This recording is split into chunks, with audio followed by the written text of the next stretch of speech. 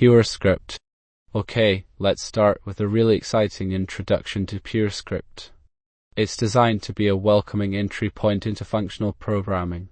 Basically, Purescript is a purely functional language that means functions don't change anything outside of themselves. They just return new values based on the input you give them. And because it's statically typed, the compiler will help you catch errors before you even run your code. It's like having a super helpful assistant. Purescript was created by a dedicated team and is built around simplicity and learning. Okay, let's talk about Purescript. It's a really interesting language that takes the best ideas from functional programming and combines them with some powerful safety features. Think of it as like Haskell, but even more focused on making your code predictable and reliable. The key thing to remember is that in Purescript, data just doesn't change. You always create new values instead of modifying existing ones, which drastically reduces potential errors. Okay, so let's talk about what makes Purescript special, its type system, and how it really champions immutability. The type system isn't just a way to check if your code is logically sound, it's much more powerful. It uses something called dependent types, which means the asterisk meaning asterisk of a variable's type can actually change depending on what that variable holds. Think of it like this. You could have a type representing an optional integer forcing you to deal with potentially missing values right from the start. And because Purescript is built around immutability, variables never change once they're assigned. Instead, you always create new variables when you want to update something, which makes reasoning about your code much easier and helps prevent unexpected behavior. Okay, so the first thing we need to do is get Stack Haskell platform installed on your computer.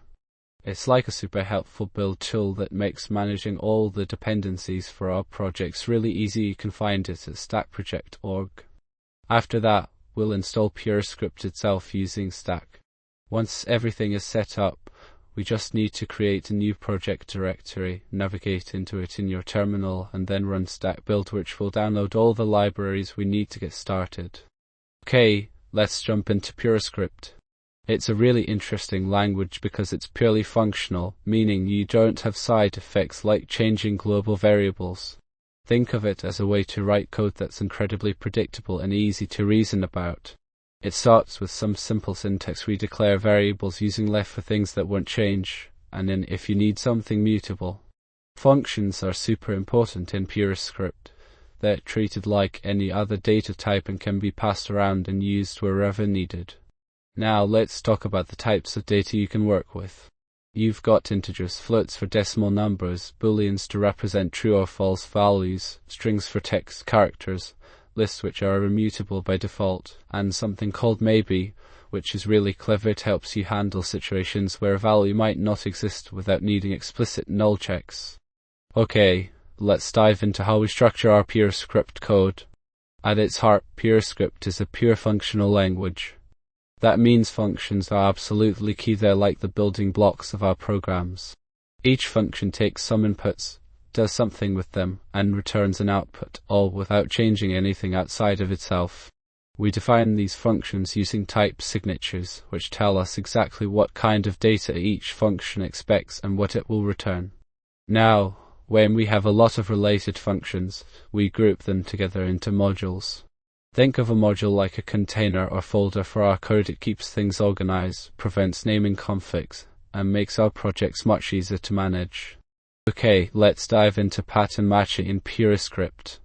It's a really slick way of handling different data structures, especially when you need to check for specific types or values. Think of it as a super efficient switch statement, but with even more safety and clarity. We use the match expression to do this. Essentially, we're saying, hey Purescript, try to match this thing against these different patterns. You can have identifiers like red or green, wildcards that basically ignore parts of a data structure, or tuples for matching complex shapes. I'll show you some code examples where we use record syntax to pull out specific pieces of information from our data types. Okay, let's talk about how Purescript handles errors, and it's quite different from what you might be used to. Instead of exceptions that can abruptly halt execution, Purescript uses something called an either type.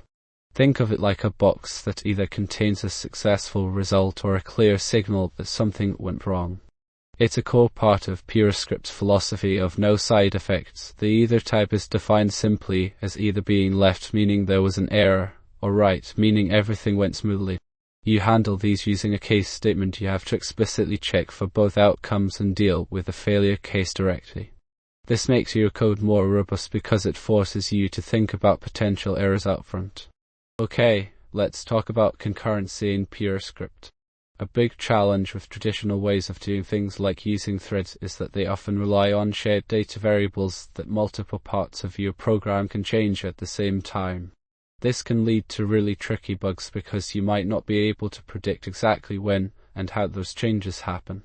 Purescript takes a completely different approach, avoiding this problem entirely by using lightweight coroutines, which are often called tasks. These tasks communicate with each other by sending messages back and forth, no shared mutable state. The async and await keywords are key to making this work. Async marks functions that can handle asynchronous operations, while await pauses execution until an async function is finished, returning its result safely.